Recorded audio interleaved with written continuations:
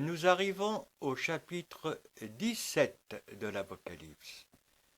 Alors si nous voulons comprendre la suite de ce livre, l'Apocalypse, il nous faut interpréter les chapitres 17, 18 et 19 comme étant le jugement de Dieu sur Babylone, ou, si nous préférons, comment Dieu voit Babylone. Et ce jugement a lieu au niveau des trois composantes de cette grande ville. Premièrement, c'est le jugement de son corps. Nous avons le chapitre 17. Deuxièmement, c'est le jugement de son âme.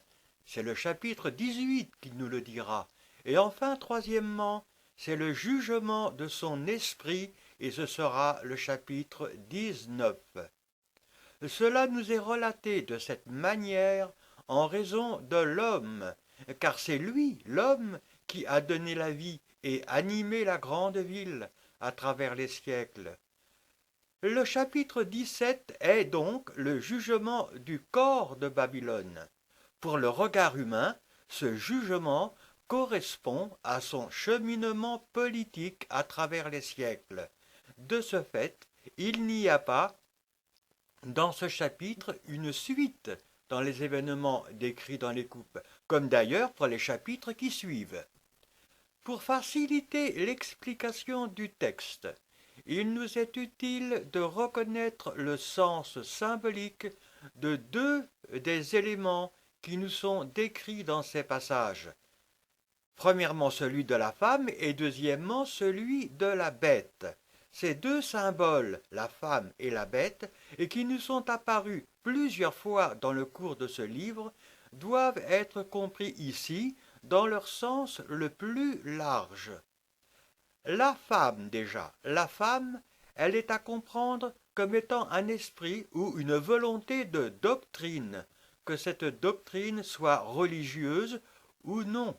Nous avions déjà vu que la femme symbolisait la religion. La différence entre elle et un faux prophète se situe au niveau de l'appartenance. Le faux prophète séduit par l'enseignement. La femme s'accapare les personnes séduites pour se prostituer. Cette femme, cette doctrine, est un mélange entre les idées du monde et la parole de Dieu. Ce mélange a pour but de mieux séduire. C'est, d'une manière générale, l'ensemble des idées organisées dans des structures et qui conduisent l'homme sur le chemin de la bête. Dieu la voit comme une prostituée, car elle s'est accaparé son œuvre en la transformant, afin de l'utiliser non pour sa gloire à lui, à notre Dieu, mais pour ses propres errements, pour sa propre gloire.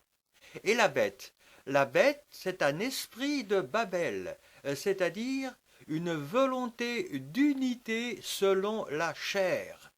Le désir de Satan, c'est de réunir en un seul les peuples de la terre en se servant de l'esprit de la femme, ce qui lui permettrait de régner en maître absolu à travers la chair de l'homme et de contrôler l'ensemble. Le but final étant de contrer, de réduire à néant le chemin de Dieu parmi les hommes. L'ensemble, la bête et la femme, nous donne Babylone ou la grande ville. Grande ville que Satan cherche à unir depuis toujours, mais que Dieu, à cause de son œuvre de miséricorde pour l'homme, tient dans la confusion. Et nous avons l'exemple de la tour de Babel, car nous devons faire la différence entre la volonté de Dieu, qui est d'unir ses serviteurs par le lien de l'esprit, et la volonté de l'adversaire, qui est d'unir la femme à travers les œuvres de la chair, œuvres de religion ou autres. Nous allons lire le verset 1. Et puis, nous dit ce verset 1, un des 7 anges qui tenait les 7 coupes vint. Un des 7 anges. car celui-ci parle au nom de l'ensemble des sept, c'est-à-dire de l'ensemble de l'œuvre de Dieu quant à sa colère. Et il m'adressa la parole en disant « Viens » à Jean ou aux chrétiens que nous sommes, car Dieu désire que son regard soit compris par ses serviteurs, mais bien sûr dans les limites de la révélation pour chacun. Viens, je te montrerai le jugement. C'est le regard de Dieu qui se pose sur Babylone.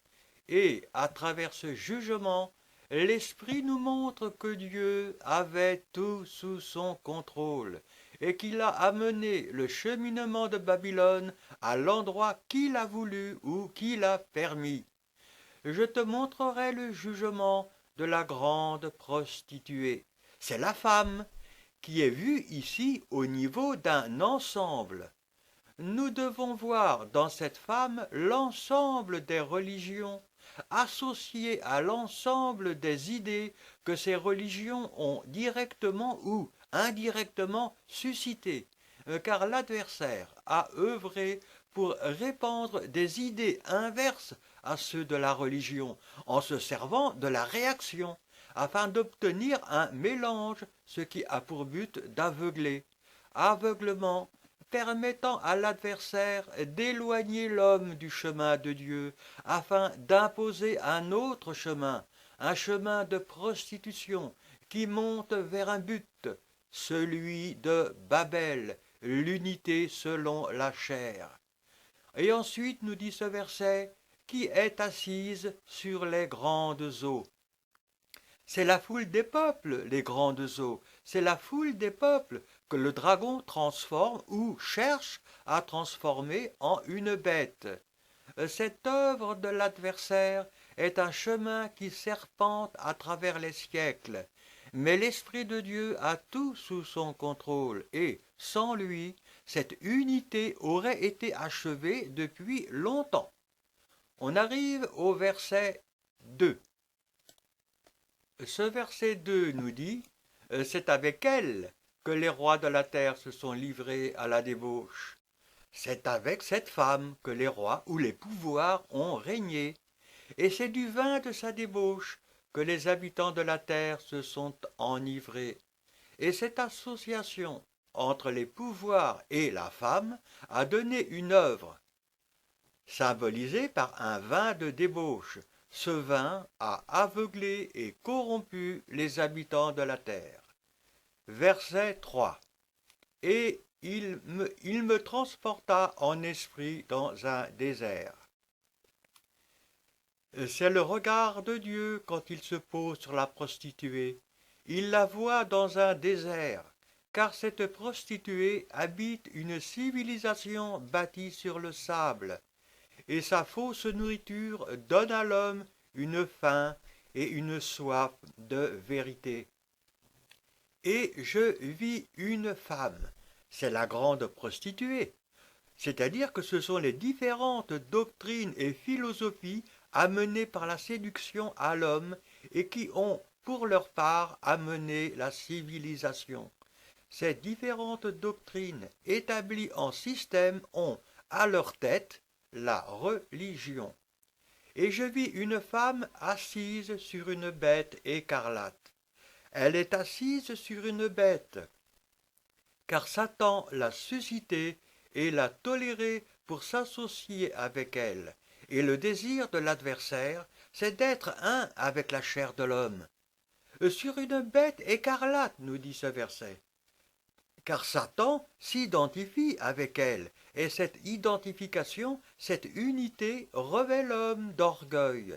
Ici, Satan permet à la femme de contrôler, voire de dominer la bête, et cela dans le but d'unir, désir d'unité, dont l'aliment par excellence vient d'un orgueil, celui de l'adversaire, désir d'unité amené par les 4 chevaux. Désir d'unité qui cherche à se mettre en place par le moyen de la politique, par des moyens physiques ou par des moyens religieux, etc. Et cela chaque fois que les événements le rendent possible. pleine de noms de blasphème, nous dit le verset 3. De même que pour la bête du chapitre 13, c'est l'arrogance. Cette femme donne à la bête un pouvoir. De ce fait, la sagesse et le pouvoir de cette bête viennent insulter la sagesse et les lois de Dieu. Pleine de noms de blasphème, ayant 7 têtes et 10 cornes. Ce sont les grandes eaux que Satan transforme ou cherche à transformer en une bête, afin de s'identifier avec elle, d'où le parallèle avec le dragon du chapitre 12. Cependant, et pour comprendre ce parallèle, Dieu a permis que la symbolique de cette bête, 7 têtes, 10 cornes, entre dans la symbolique du cours de l'histoire des grandes eaux. Mais nous devons lire cette symbolique avec Israël en son centre, et ceci afin que l'homme, ceux dont les noms sont inscrits dans le livre de vie, puissent comprendre que le Saint-Esprit domine sur l'œuvre du dragon à travers l'histoire. Verset 4. Cette femme était vêtue de pourpre et d'écarlate. C'est le regard de Dieu posé sur elle. Pour la compréhension de ce verset, rappelons-nous que Satan cherche à imiter l'œuvre de Dieu afin de s'accaparer sa gloire. Car la sagesse de la parole de Dieu, est au-dessus de tout. Et de même que Dieu désire nous revêtir de sa victoire, de nous revêtir de Jésus-Christ, et ce sont alors des vêtements blancs, des œuvres qui viennent de l'obéissance au Saint-Esprit, de même, l'adversaire cherche à revêtir ses serviteurs de ce qu'il est lui-même. Et nous avons des vêtements rouges, des œuvres qui viennent de l'obéissance à l'esprit de Satan. Car cette femme est revêtue d'orgueil par l'adversaire, que cet orgueil soit sans mélange écarlate, ou que cet orgueil soit mélangé avec des œuvres qui veulent le justifier, et c'est le pourpre. Et, nous dit ce verset, et paré d'or, de pierres précieuses et de perles. Ce sont les œuvres de l'orgueil de cette femme.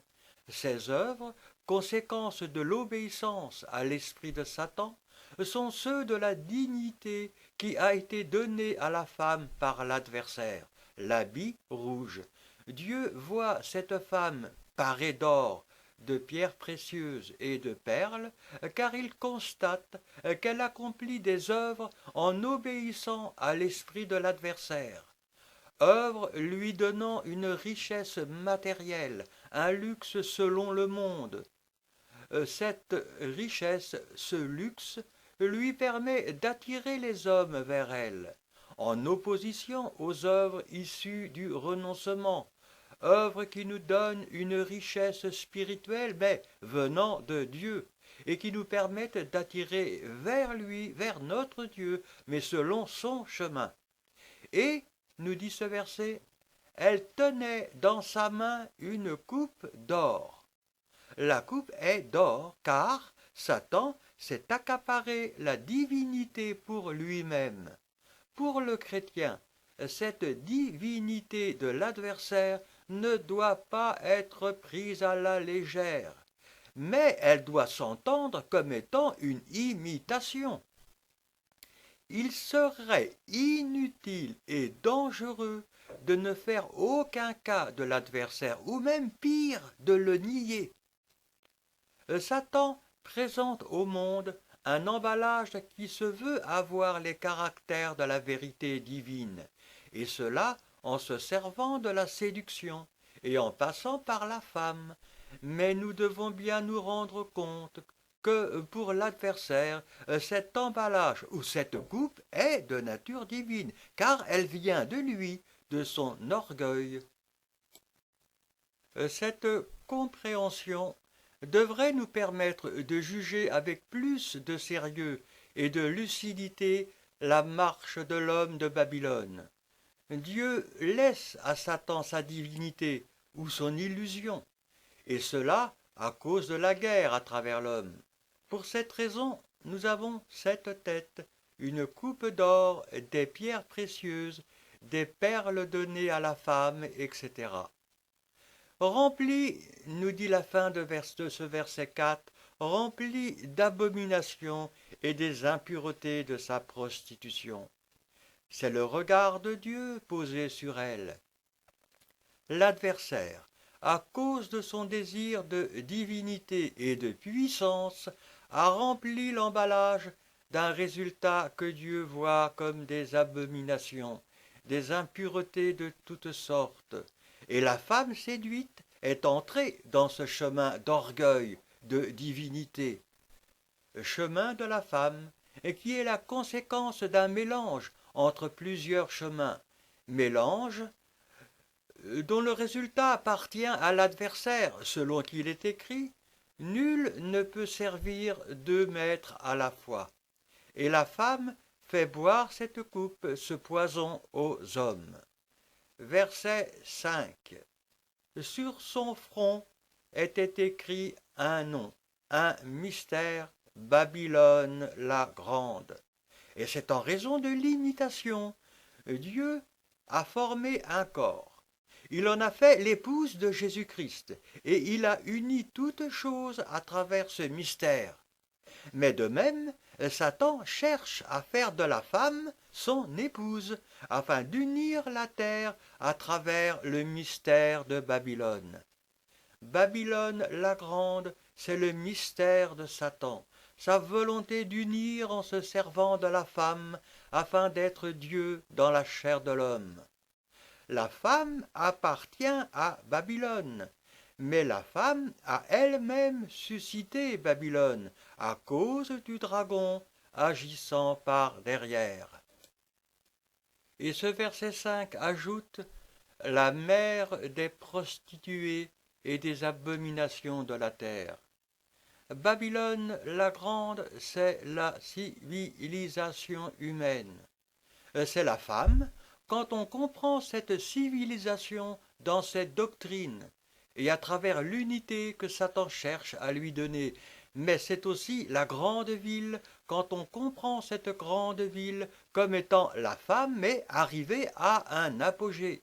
Mais c'est aussi la bête, quand on comprend cette bête comme étant un avec la femme ou avec la grande ville. C'est elle, Babylone, qui est la mère des prostituées et des abominations de la terre, car c'est à cause d'elle, à cause de sa construction, que Satan a œuvré pour prostituer les habitants de la terre et remplir leur chemin d'abomination. Verset 6. Je vis cette femme ivre du sang des saints et du sang des témoins de Jésus. C'est le regard de Dieu posé sur elle. Dieu permet que le chrétien voie comme il voit lui-même. Cette femme s'est enivrée en rejetant le chemin de Dieu. Il y a dans cette ivresse le résultat d'une récompense que Satan donne à la femme, récompense qui élève et satisfait la chair de l'homme, soit individuellement, soit au niveau de ses structures. C'est l'ivresse, la satisfaction de la chair, donnée par l'adversaire en récompense à la condamnation que la femme a fait subir à ceux qui sont de Dieu, à ceux qui marchent sur le chemin, quelle que soit la manière dont s'est faite cette condamnation ou ce rejet.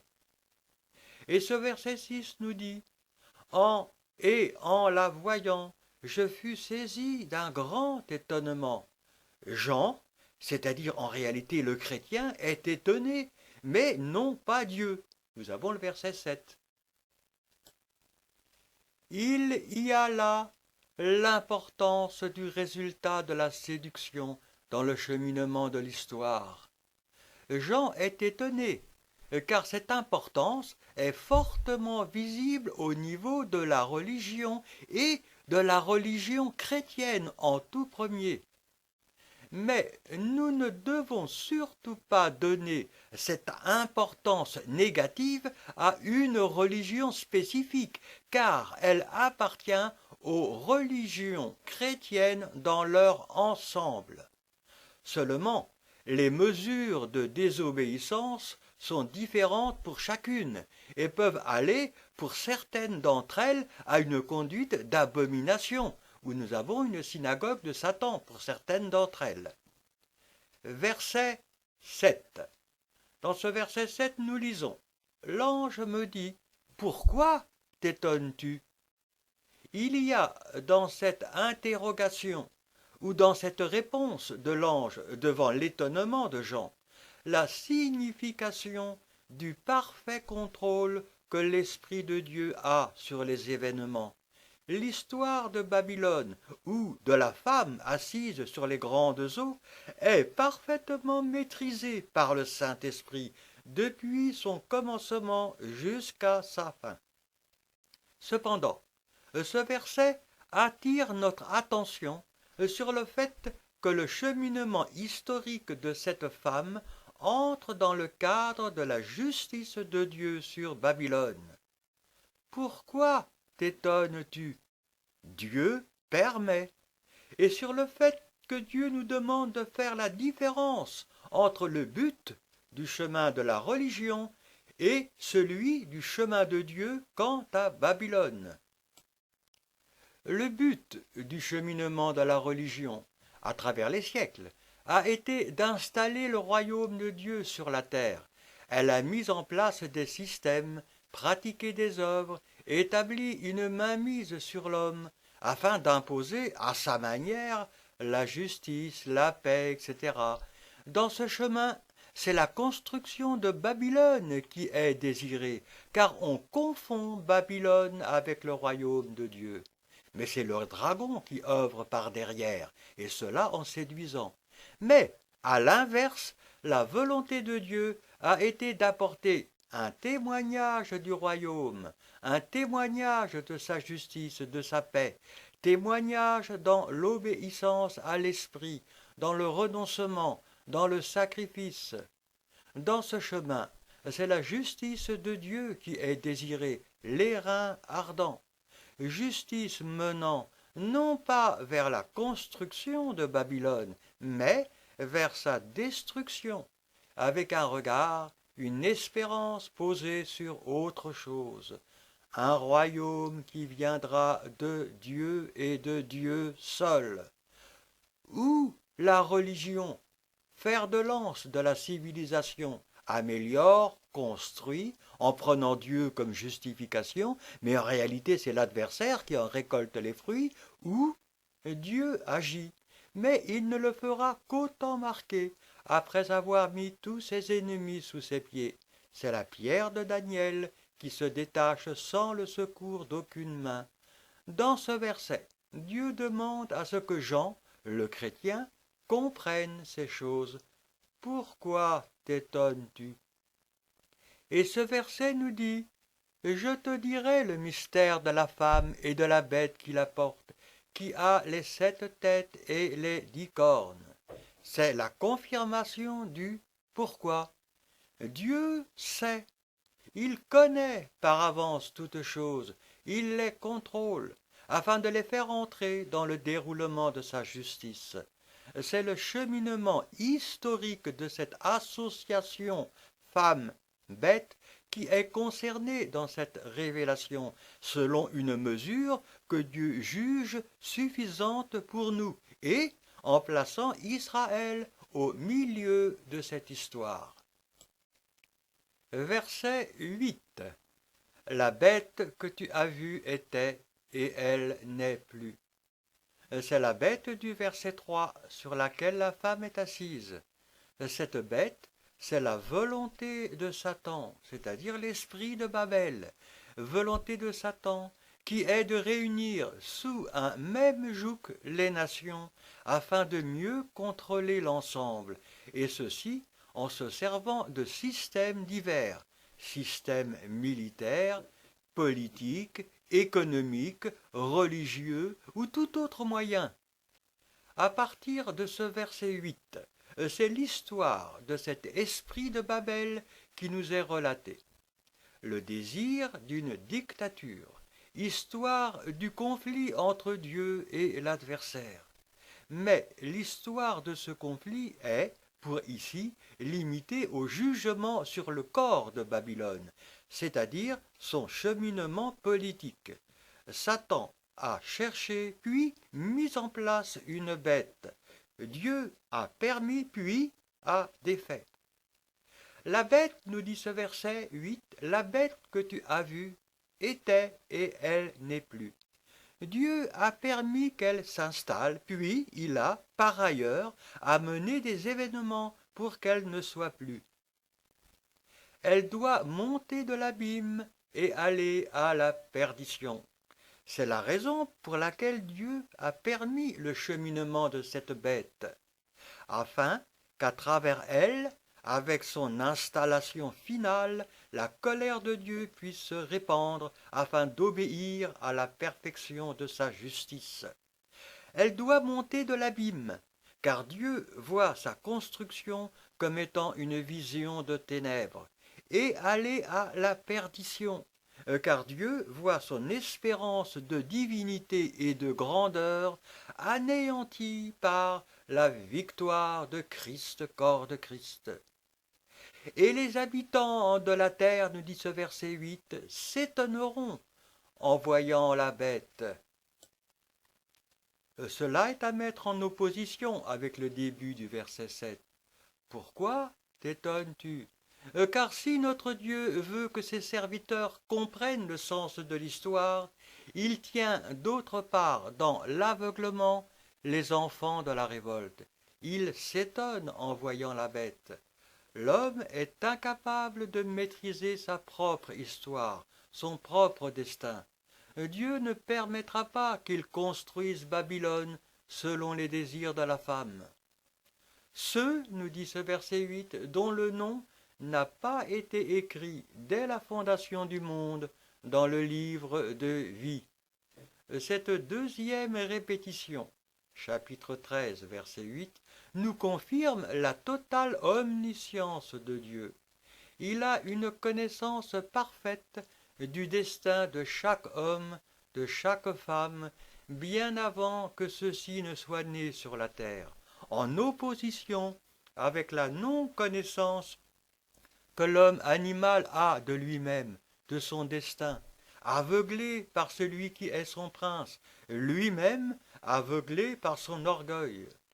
Répétons ici qu'il ne s'agit pas pour l'homme d'un chemin de fatalisme, mais d'un chemin de liberté, de responsabilité, chemin de chacun dont l'histoire est connue de Dieu depuis la fondation du monde.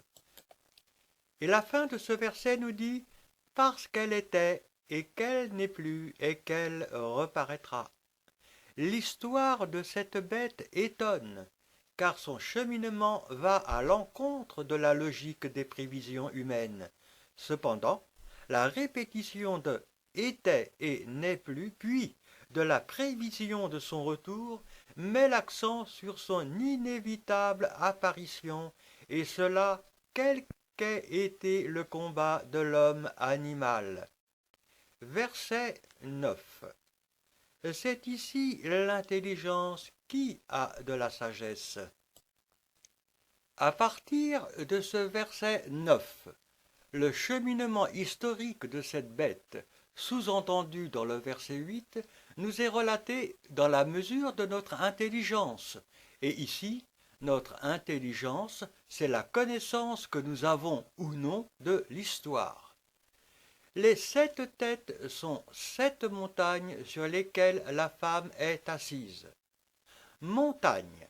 Montagne, c'est le symbole d'un pouvoir quand on comprend ce pouvoir en le mettant en parallèle et en l'associant avec une œuvre importante. Dans le contexte de cette bête, c'est une œuvre de civilisation amenée par un esprit de Babel. La femme est assise sur ces 7 montagnes ou portée par elle, c'est-à-dire que le haut degré de civilisation dans lequel est parvenue la femme vient de ces 7 montagnes ou du cumul de ces 7 puissances civilisatrices qui se sont succédées pour amener le résultat final. Grâce à la connaissance de l'homme ou à son intelligence, il est possible de reconnaître par l'histoire l'identité de ces montagnes. Mais c'est aussi la signification du chiffre 7, ou la perfection du contrôle de l'esprit sur cette histoire qui est symbolisée dans ce passage. Verset 10. Ce sont aussi 7 rois. Roi, c'est le symbole d'un pouvoir quand on comprend ce pouvoir en le mettant en parallèle avec une organisation, une structure ou un cheminement politique ayant un désir d'unité, de prédominance. Ce sont aussi, nous dit ce verset, car les montagnes et les rois sont complémentaires et vont vers le même but. 5 sont tombés. Ce sont les rois qui tombent et non pas les montagnes. Ces 5 sont tombés, ils ne sont plus. Ce sont des puissances politiques qui se sont succédées avant l'époque de Jean, avant le début de l'Église. Un existe, et celui qui existe, c'est évidemment Rome, le roi qui était debout lors du ministère terrestre de Jésus-Christ. L'autre n'est pas encore venu, c'est le 7e, celui qui amènera dans son sillage la fin de Babylone. Et quand il sera venu, il doit rester peu de temps. Et quand ce 7e roi se sera installé, la colère de Dieu sur Babylone deviendra une réalité visible et proche. Verset 11. Et la bête qui était et qui n'est plus est elle-même un 8e roi. C'est l'ensemble de cette bête, au niveau de toute son histoire, qui est elle-même un 8e roi. Ce 8e roi est un esprit de dictature, mis en place par l'adversaire, esprit de Babel. Cet esprit a régné et règne en permanence parmi les hommes.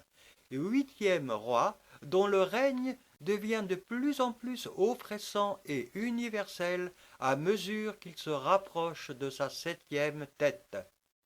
Et elle est du nombre des 7, car cette bête, 8e roi, ou cet esprit, doit être jugé par rapport à la symbolique du chiffre 7 et non pas du chiffre 8. 7, car à travers ce chiffre, Dieu contrôle et amène toutes choses selon sa volonté. Et elle va à la perdition, car c'est évidemment l'ensemble de cette bête, de son cheminement arrivé à son aboutissement, qui sera mis en pièces par l'œuvre de Dieu. Dans le cours de l'histoire des hommes, Dieu a permis l'hégémonie de 7 puissances, 7 montagnes rois. Ces 7 puissances sont données en exemple et doivent être discernées dans la réalité d'Israël. Mais la signification de ces têtes doit aussi se comprendre d'une manière beaucoup plus large, car ce sont en réalité toutes les civilisations, tous les Babels, ayant apparu sur la face de toute la terre, qui sont contenus dans cette bête et dans le chiffre 7. C'est le regard de Dieu, regard universel, venant de l'ensemble de lui-même, 4 plus 3, et c'est ce que l'homme est autorisé à en comprendre par rapport à des exemples que Dieu a amenés ou tolérés. 7 têtes. Verset 12. Les 10 cornes que tu as vues sont 10 rois. La symbolique de ces 10 rois va dans le sens de l'esprit de Babel et doit être comprise dans celle du cheminement des 7 têtes, mais avec la spécificité du chiffre 10. Pour ce qui est du parallèle avec les 7 têtes, c'est le regard de Dieu, regard universel, mais c'est aussi, pour ce qui est des 10 cornes rois, un cheminement historique amené dans le sillage d'Israël et donné en exemple à l'homme. Pour ce qui est de la spécificité de ce verset, le chiffre 10, c'est un chiffre d'homme, chiffre de la chair de l'homme, de la chair de l'ensemble de l'homme. Corne, corne, c'est un symbole de puissance. Ces 10 cornes complètent ou cherchent à compléter l'œuvre du dragon, s'évertuant à rendre cette œuvre universelle par le moyen des rois. Ce qui nous donne, quant à la mise en place du corps de Babylone, et pour résumer ce travail de l'adversaire, la femme séduite, assise sur les grandes eaux, c'est l'épouse du dragon. Les 7 têtes montagnes, les 7 têtes rois, les 10 cornes rois. C'est pour ces 3 choses le chemin du dragon, son désir de mainmise sur toute la terre, vu par le regard de Dieu, contrôlé par l'Esprit de Dieu. Le dragon s'unit à la femme. Il crée avec elle des montagnes, c'est-à-dire des œuvres ou des civilisations. Il affermit ces montagnes par des rois, des têtes, ce qui lui permet de conquérir la terre entière par les cornes, ou de vivre à travers l'ensemble de la chair de l'homme, 10 cornes. Cornes, car cette chair est exaltée, c'est à travers elle un désir de puissance, de domination. Roi, cornes devenant des rois, car le dragon installe son règne en se servant d'un ensemble de pouvoirs. Pouvoir devenu roi à cause de la chair exaltée. 10. Nous avons là la symbolique d'une œuvre universelle, celle de la mainmise de Satan sur l'ensemble de l'homme. Cependant, cette volonté de mainmise reste imparfaite. C'est aussi ce que nous révèle le chiffre 10. Qui n'ont pas encore reçu de royaume, nous dit ce verset. L'ensemble de ces rois, ou de la symbolique universelle de ces rois, n'a pas encore mis en place Babylone, son royaume achevé, car ils ont été contrés par la puissance de Dieu à travers son esprit. Puissance de Dieu justifiée par le témoignage du chemin de Christ, corps de Christ, un témoignage qui s'est répandu sur toute la terre selon qu'il est écrit au sujet de l'homme impie et de la construction de son royaume. Car le mystère de l'iniquité agit déjà, il faut seulement que celui qui le retient encore ait disparu, et alors paraîtra l'impie. Ce verset nous dit « Mais qui reçoivent autorité comme roi pendant 1 heure avec la bête. » Cette mainmise de l'adversaire à travers les rois aura été, dans l'approche de sa perfection, une réalité locale maintes fois entrevue dans l'histoire de la terre, quoique toujours contrée et limitée par l'esprit. Cependant, et pour suivre le parallèle entre la symbolique des têtes et celle des cornes rois, il y a là aussi un cheminement historique donné en exemple. Qui n'ont pas encore reçu de royaume.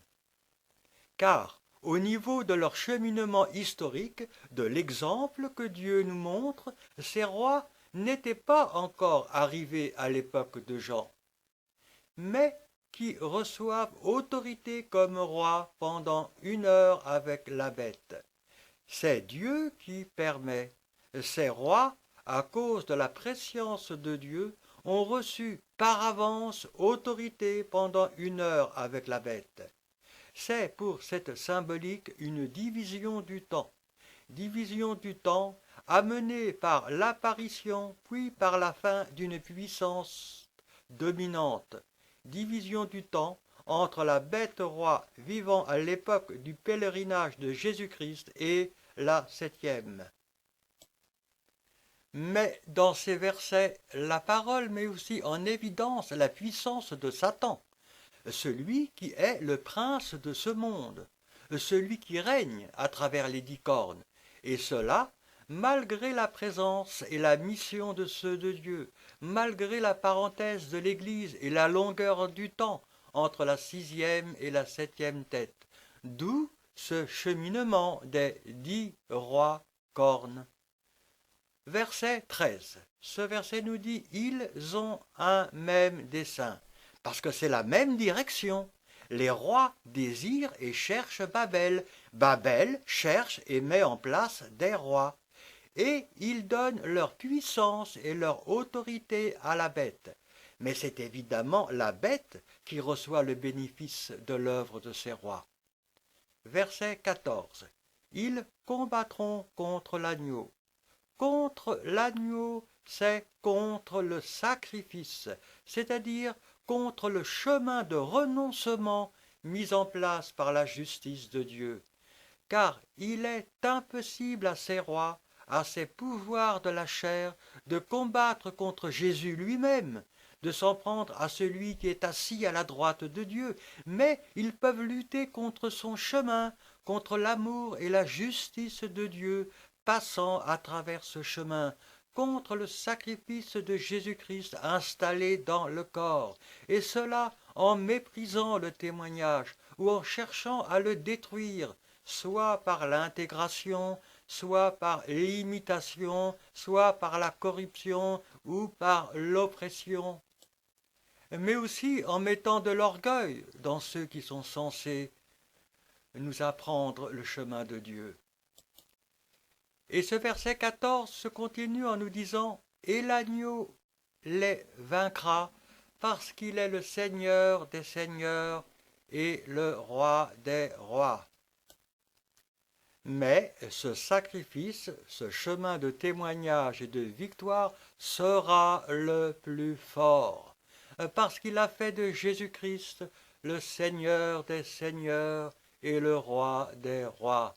Et Dieu ne permettra pas que son chemin se perde, car avec ce chemin perdu ou vaincu, c'est le résultat de la victoire de Jésus et de son sacrifice qui serait anéanti, ce que, bien sûr, Dieu déclare impossible, en raison de l'obéissance jusqu'au bout de l'agneau.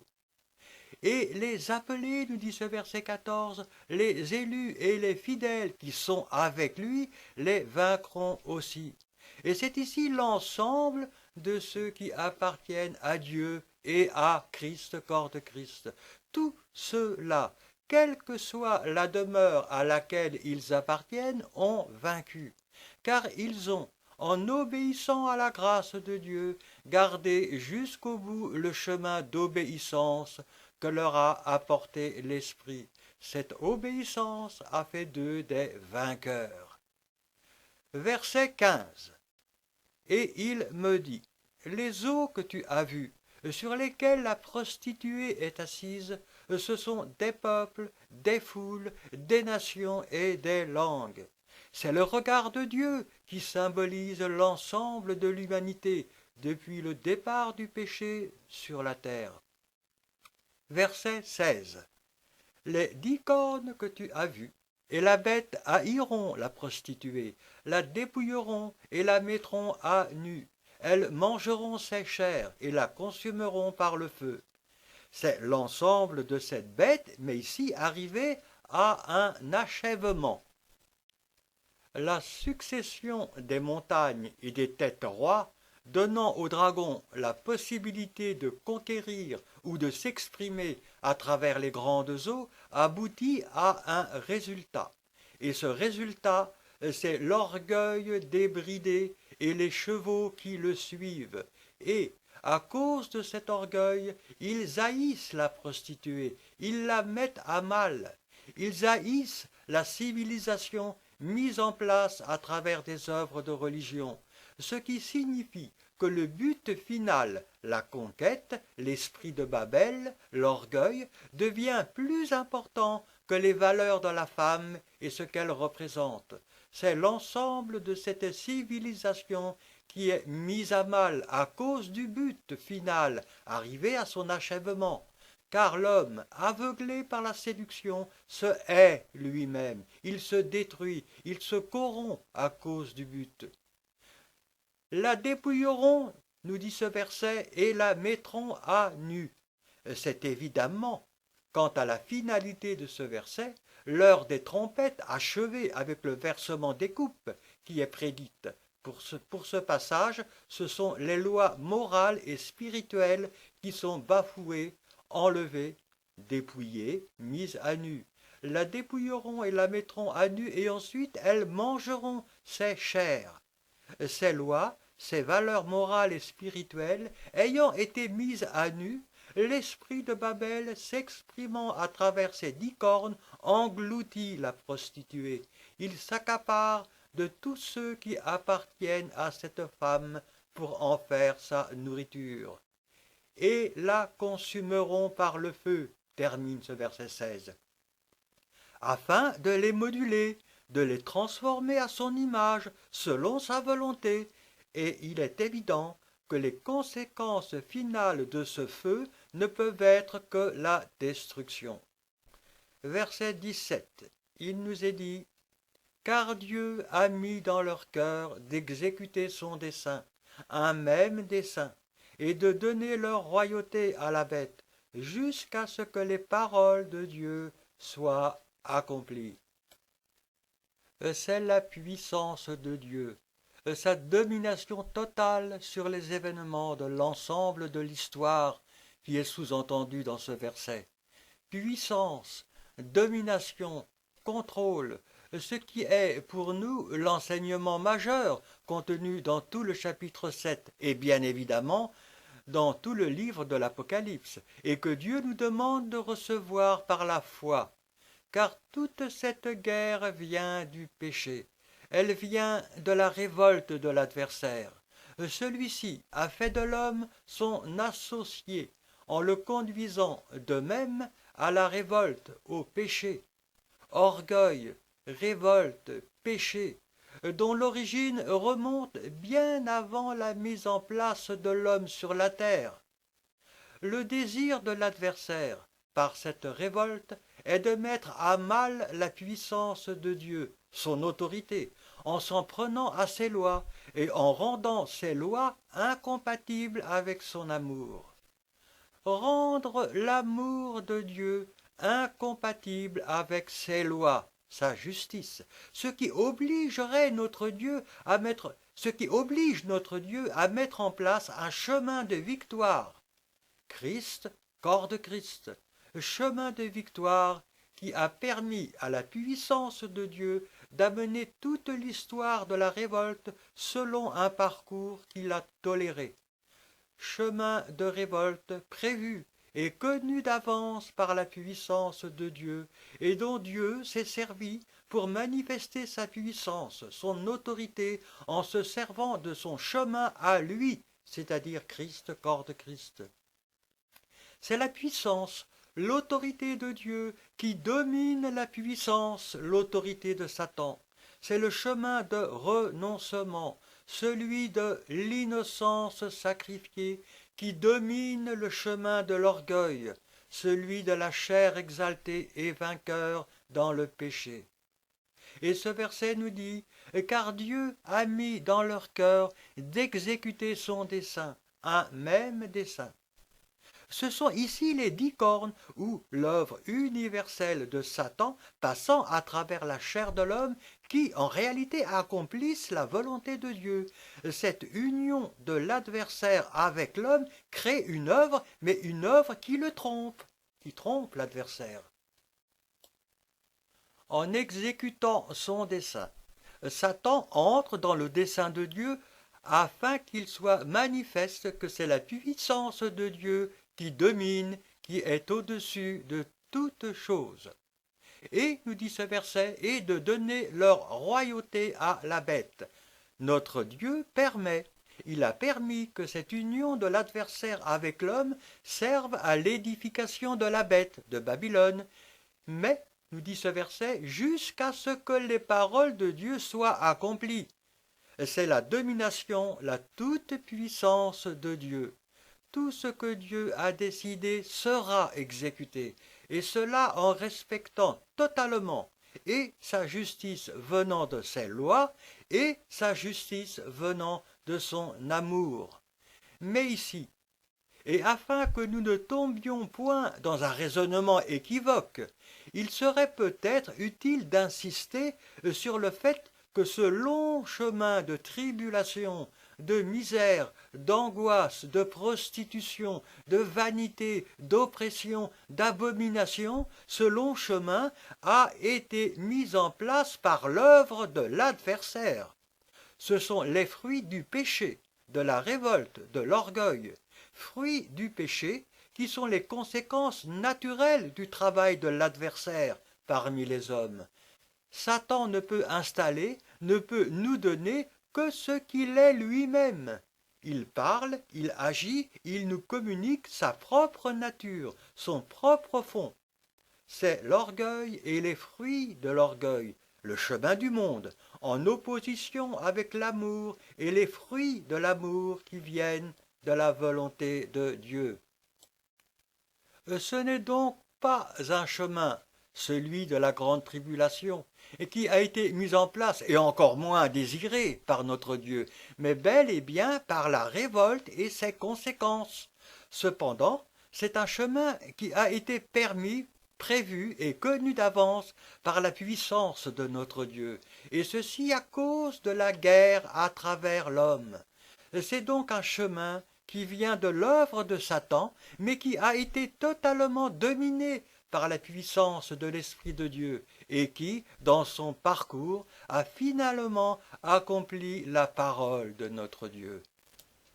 Nous pouvons aussi mettre ce raisonnement dans la vie de celui qui marche, mais qui marche véritablement avec Dieu. Car Satan peut mener un enfant de Dieu sur un chemin difficile, un chemin de tribulation, voire même d'échec provisoire. Mais si le chrétien persévère par la foi, dans la confiance, et ceci jusqu'au bout, et malgré tout, Satan aura fait, au final, une œuvre qui le trompe.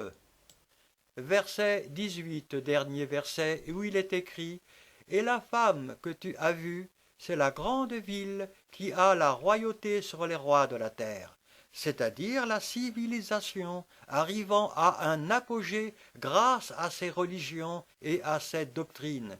C'est ici, au niveau de l'exemple donné à l'homme, Rome, la grande ville du temps de Jean. Et nous avons la fin du chapitre 17.